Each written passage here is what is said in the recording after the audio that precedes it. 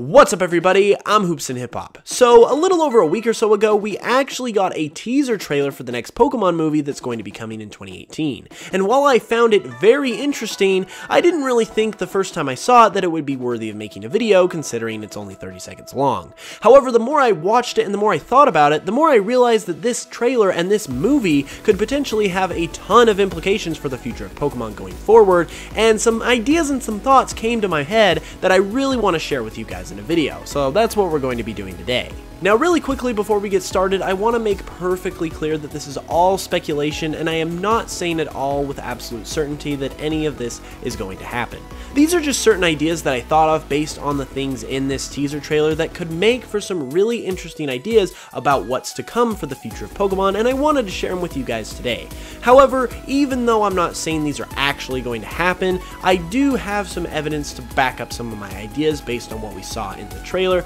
so this isn't just random nonsense. So without further ado, let's check it out. Now the first thing I'm going to be talking about is probably the most obvious thing and the most talked about amongst the Pokemon community, and that is Ash's new outfit in this movie. Now he is wearing his I Choose You cap from the last Pokemon movie, which we will be talking about in a minute. However, the most significant part of his outfit is his new jacket with the red and gold trim. Now the reason why this red and gold trim is so important in particular, aside from just looking cool, is that it actually matches the national flag of Spain perfectly, both in color and in style with the red and gold stripes. Now, obviously this is exciting because it could suggest that Generation 8's region is going to be based on Spain, which frankly would be awesome. I recently made a video discussing a hint that is present in Ultra Sun and Moon that could suggest that Generation 8's region is going to be based on Italy, and while I did have some evidence to back that up, I have had a gut feeling for a while now that the next Pokemon region is going to be based on a country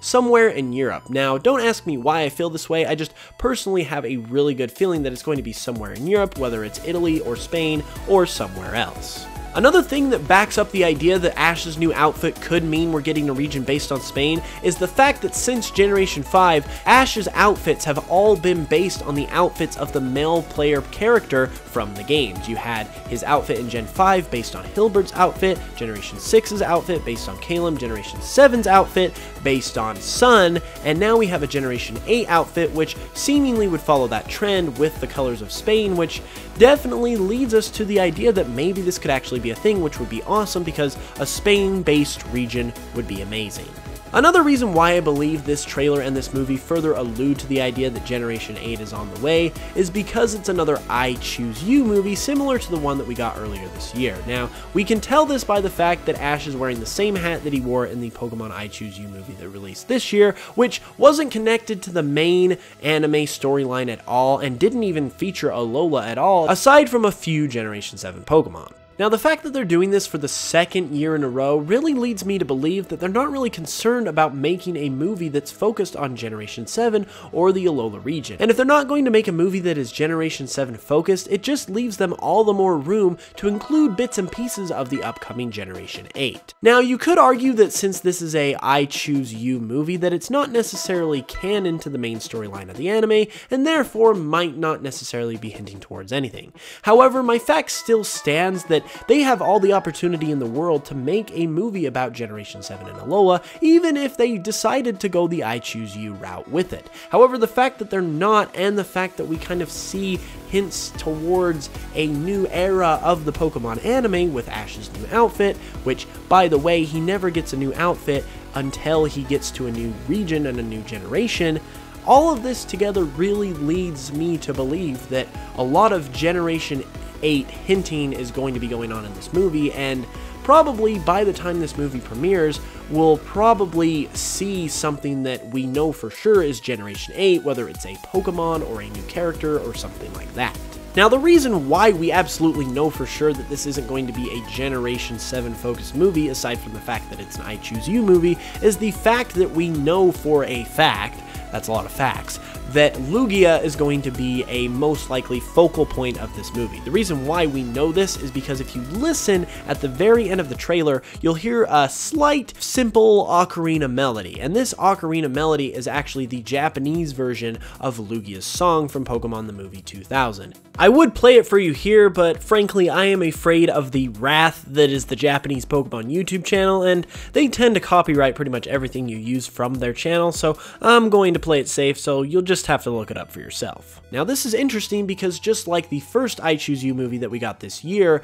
Ho-Oh was the focus as opposed to an Alola Pokemon, although Marshadow was a supplementary Pokemon to the plot, and I think a similar thing is going to happen in this movie where Lugia is probably going to be the focal point, with possibly Zeraora being the supplementary Pokemon just like Marshadow was. Additionally, the fact that Lugia is likely the focal point of this movie actually makes a lot of sense if we're considering that the next region of the Pokemon world is going to be based on Spain, because some of Lugia's inspiration can actually be traced back to parts of Europe, including Spain. Part of Lugia's inspiration comes from the gray heron. This is where it gets its coloration, its body type, and the markings on its face, and the gray heron just so happens to live in parts of Spain. Additionally, part of Lugia's name can be derived from Lutetium, which is an element that is named after Lutetia, which is the Roman name for Paris, which is in France, which is right next to Spain, and France obviously just so happens to be the inspiration for Kalos. Now, much like the first I Choose You movie, and much like a lot of the other Pokemon movies in general, this will probably take place in some abstract location of the Pokemon world that we've never seen before and is built specifically for the movie. However, I think the Generation 8 confirmation, if you will come in the form of a new character that's introduced into the plot that has a Generation 8 Pokemon, similar to how we've seen in other movies where characters have Pokemon from upcoming generations such as Lucario, Blaziken, Munchlax, etc. Now, you may be thinking that I'm reaching a little bit with these ideas and that it's too soon to be introducing or hinting towards Generation 8. However, I will remind you that Generation 8, by the time this movie comes out in July of next year, will be almost 2 years old, and generations tend to last 3 years before the next one comes around. So we'll actually be over halfway towards the next generation in all likelihood by the time this movie comes out. And if I recall correctly, this pattern was actually replicated pretty similarly between Generation 6 and 7, because if I recall, in the summer of 2015, when X and Y Generation 6 was also almost 2 years old, we got introduced to the Zygarde Core, which,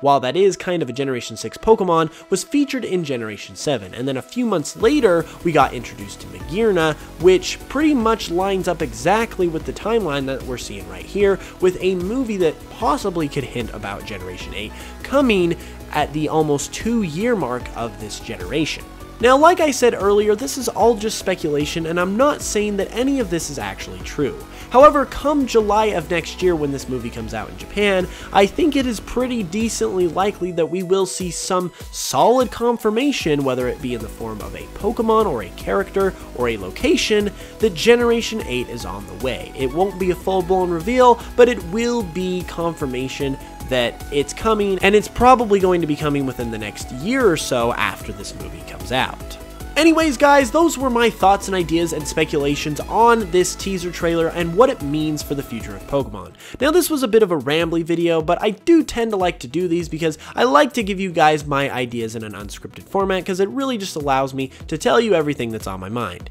If you guys enjoyed the video, be sure to give it a like and let me know in the comments below what you think of this teaser trailer. Does it have you hyped for the new movies? What do you think of all these hints, possible hints towards Generation 8? Are you buying them? Are you not buying them? What do you think? Let me know your ideas and opinions in the comments below. If you're new to the channel, be sure to subscribe because I upload Pokemon content each and every week. It's been a lot of fun recently on the channel. It's been doing really well, and I have you guys to thank for that, so thank you so much. Anyways, though, with all of that being said, I will be back with another video very soon, and until then, as always, I will smell you guys later.